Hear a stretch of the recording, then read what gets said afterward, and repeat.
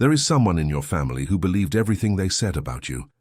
They believed you were the difficult one, the problematic one, the one who caused confusion, the one who did not fit in. This person heard the versions, accepted the narratives, and for months or perhaps years looked at you in a different way. They treated you with that polite distance that hurts more than an open fight.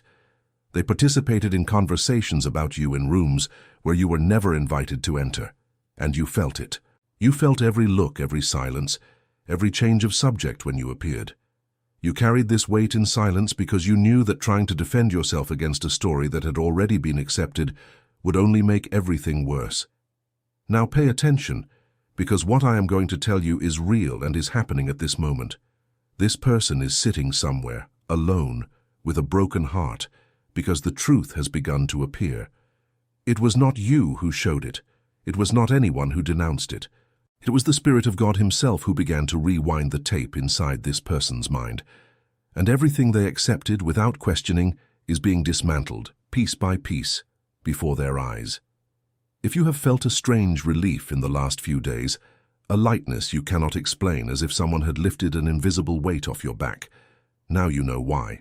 This video is not about revenge. It is not about pointing fingers. It is not about proving you were right. This video is about understanding what happened in the spiritual world behind what you experienced in the visible world, why God allowed it, what He is doing now, and how you should position yourself when this person comes to you, because they will come. And what you do in that moment will define the next chapter of your family history. Stay with me until the end. If this channel has been a place of revelation and healing for you, subscribe now and activate the notification bell. Each subscription strengthens this community and allows more people to be reached by messages that arrive at the exact time they need to be heard. Now I need to start with something that perhaps no one has told you with this clarity. You were never the problem. I will repeat it because it needs to penetrate deep. You were never the problem. What happened in your family was not a consequence of your behavior. It was a consequence of your light. And I know that might sound strange, so let me explain it to you with precision. Every family has dynamics, patterns of functioning that have repeated for generations, often unconsciously. There are roles that are distributed without anyone noticing: the one who solves everything, the one who never causes problems, the one who is the joy of the house, the one who is a cause for concern. These roles are not chosen. They are imposed. And in most families, there is a silent agreement that no one questions these roles. Everyone pretends the arrangement works, even when it is corroding people from the inside. When someone refuses to participate in this theater, when someone says, even without words, "I will not pretend this is okay," that someone becomes a threat, not because they did something wrong, but because their simple, authentic existence functions as a mirror that reflects the dysfunction everyone preferred to ignore. Researchers at the University of São Paulo in the Institute of Psychology have extensively studied what systemic psychology calls the family scapegoat. It is the family member who receives the projection of conflicts that the system does not want to face. And the most revealing data from this research is that, in most cases, the scapegoat is not the weakest member of the family. It is the most perceptive one. It is the one who, by having an above-average sensitivity, cannot participate in the collective staging. They cannot pretend everything is fine when it is not. They cannot laugh at the joke that hides an aggression. They cannot embrace with genuine affection someone who just spoke ill of another person in the next room. And this refusal, this inability to be false, is interpreted by the system as rebellion, as ingratitude, as a problem. In Hebrew, there is a word that illuminates this mechanism with a precision that sends chills. The word is ner. Ner means lamp, light. In the book of Proverbs, chapter 20, verse 27, the text says, "The spirit of man is the lamp of the Lord, searching all the inner depths." The word used for lamp is ner. And what the text is saying is that your spirit functions as a light that God uses to illuminate what is hidden. When you enter an environment, your ner turns on, and what was in the shadows becomes visible. Not because you chose to expose anyone, but because light does what light does. It reveals. And people who built their emotional stability upon darkness, upon secrets, upon edited versions of reality, cannot stand the presence of someone whose ner is lit. The most instinctive reaction is not to fix what the light revealed, it is to put out the light, and that is exactly what they tried to do to you. They did not destroy you physically, they destroyed you narratively. They rewrote your story in a way that transformed light into a defect. And during all this time, you carried a label that was never yours. If this is resonating inside you in a way that hurts and relieves at the same time, I want you to do something now. Leave a comment with the word revealed. This word is your declaration that the truth is finally emerging. And when you comment, this video reaches other people who lived exactly the same thing and need to know they are not alone and they are not crazy. Write revealed and continue with me. Now I need to show you the mechanism that operated against you, because when you understand how the gear works, it loses the power to hold you. And the mechanism is sophisticated. It is not crude. It is not a frontal attack. It is an operation of reputation destruction that happens in whispers, in looks, in half-truths, repeated so many times that they become whole truths in the mind of the listener. The person who orchestrated this, and I know you already know who it is, even if you have never had the courage to say it out loud, this person did not act out of pure malice. They acted out of insecurity. Insecurity transformed into control. Because when someone feels threatened by the authenticity of another, the most effective way to neutralize that threat is to control the narrative. And controlling the narrative means speaking first. It means presenting your version before the other person has a chance to present theirs. It means being the source of information for all other family members, so that when you finally try to tell your truth, there is already a filter installed in everyone's mind that transforms anything you say into confirmation of the label they already stuck on you.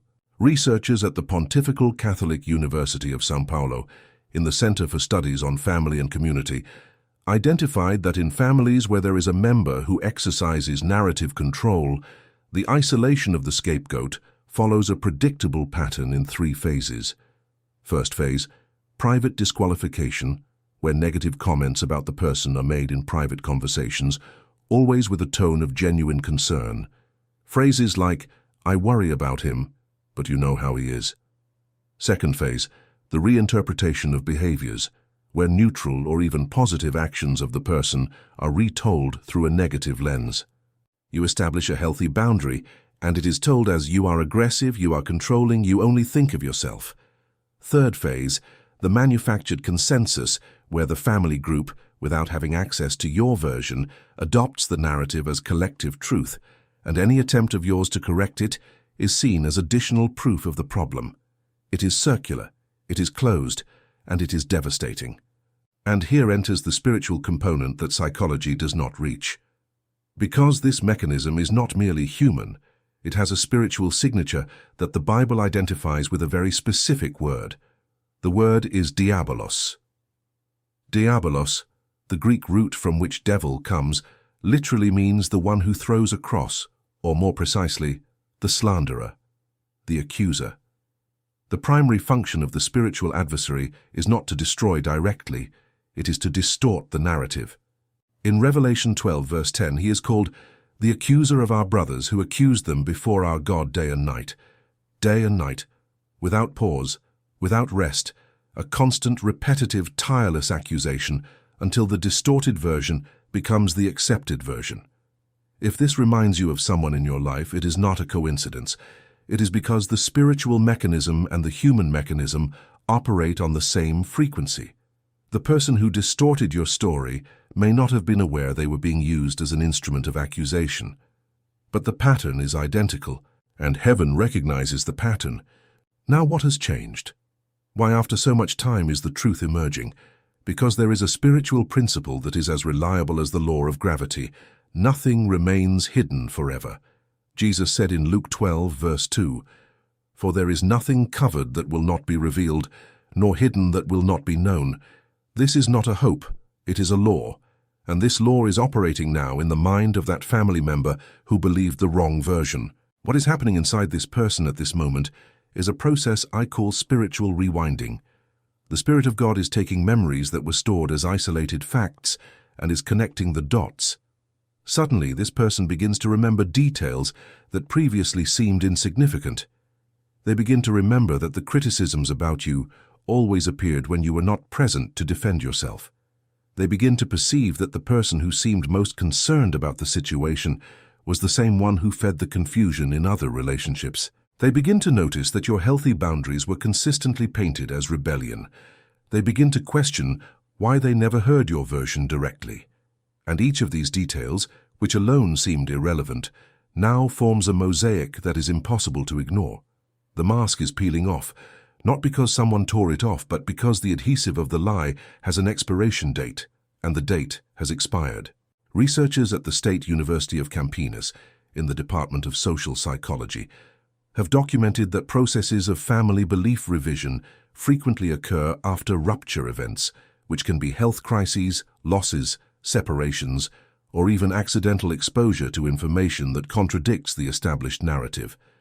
These events function as cracks in the structure of the manufactured consensus, and once the first crack appears, the tendency is for it to propagate, because the entire structure is sustained by the absence of questioning. When questioning begins, the collapse is progressive and inevitable. Like this video now. If these words are describing your life with a precision that scares you, confirm it with your like. This simple gesture carries this video to other people who spent entire years believing they were the problem and who need this revelation today. Now I need to talk about the most delicate part of all this, how you should position yourself when the truth finishes emerging and this person comes to you, because they will come.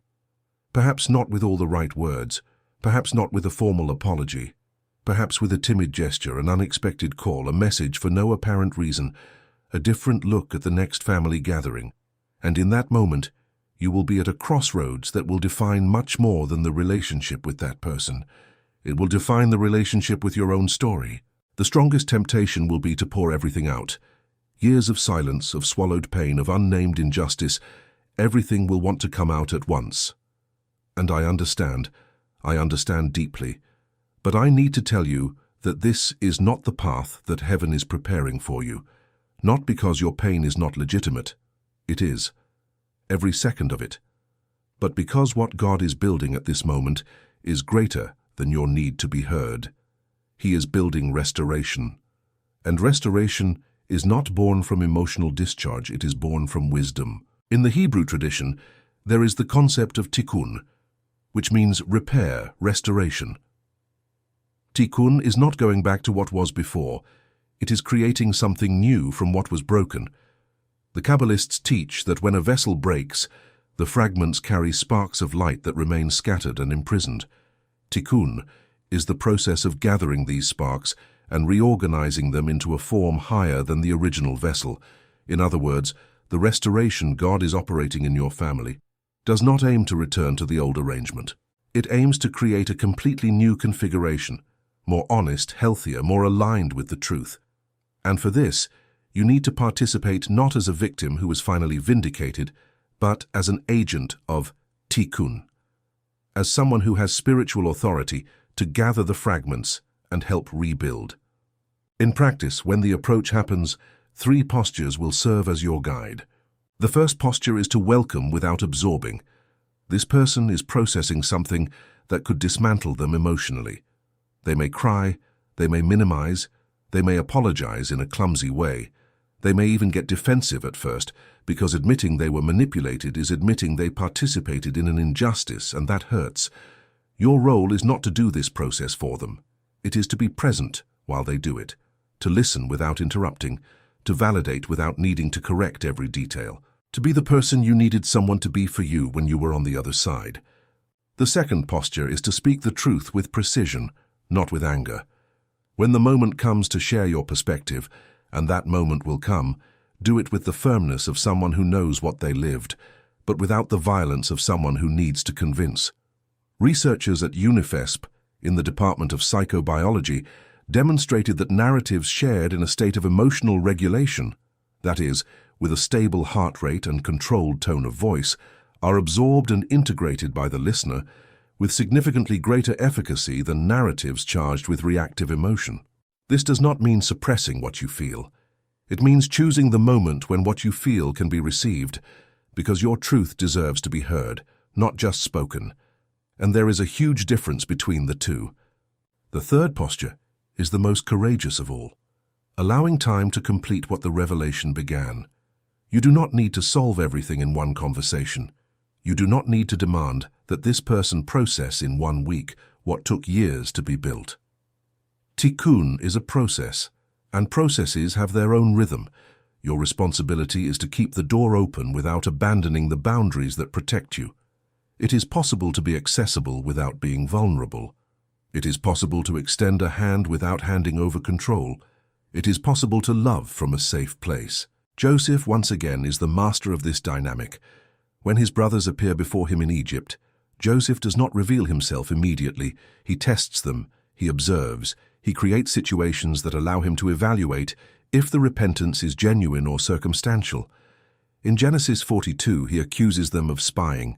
In Genesis 43, he observes how they treat Benjamin. In Genesis 44, he places the silver cup in Benjamin's bag to see if the brothers would abandon him as they did to him years before. Only when he sees Judah offering himself as a slave in Benjamin's place does Joseph reveal himself.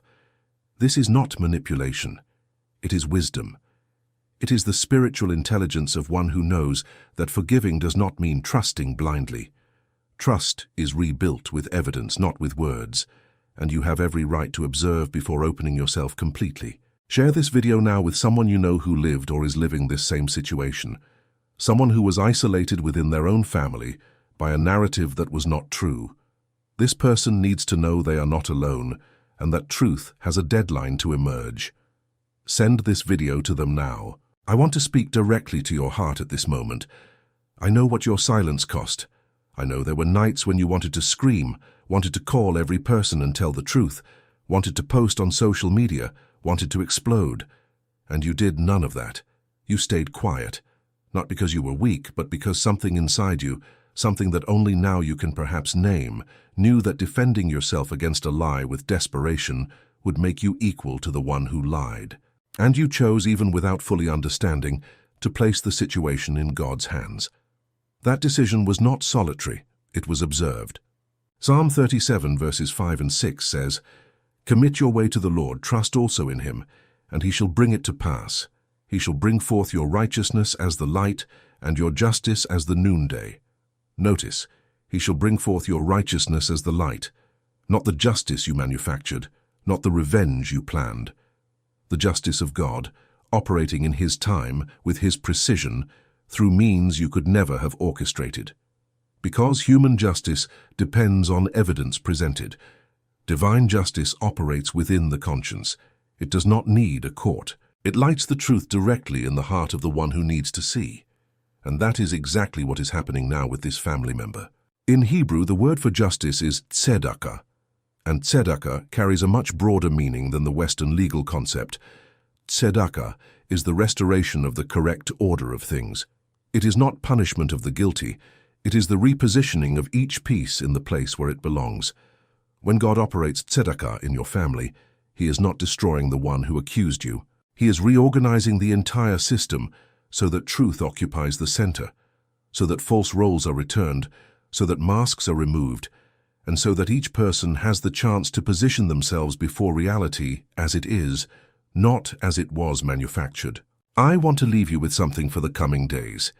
When you perceive the signs that this truth is emerging, when the approach begins to happen, instead of reacting with the speed of anxiety, stop, breathe, and say internally, tzedakah. The correct order is being restored. I do not need to force it. I do not need to accelerate it. I do not need to take revenge. The truth that God lit inside this person is more powerful than any argument I could build. And my function now is not to prove. It is to be standing when the truth finishes its work.